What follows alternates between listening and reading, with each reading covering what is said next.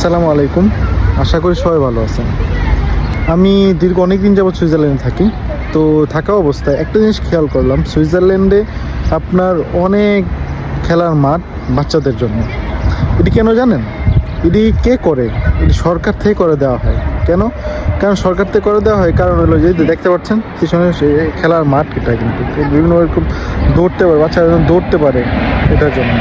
তো এটা করা হয় কারণ হলো যে বাচ্চারা যেন গ্রোথ বা মেন্টালি ঠিক থাকে এবং খেলাধুলা করে এটার জন্য। এবং বাচ্চারা তো বাসায় খেলতে পারে না, রাইট? আমাদের সুইজারল্যান্ডে তো আপনার বাসায় খেলার কোনো অপশন নাই। সো এখানে যখন আসে অনেক বাচ্চা থাকে, সবাই মিলে খেলে বা নিজেরা খেলতে পারে, বিভিন্ন ম্যাটেরিয়াল থাকে খেলার, হ্যাঁ, সব কিছু নিয়ে খেলতে পারে। এটা হলো পজিটিভ। আমি মনে করি যে সুইজারল্যান্ডে প্রত্যেক জায়গায় আছে, এটা নট অনলি সুইজারল্যান্ড, ইউরোপের প্রত্যেক জায়গায় আছে।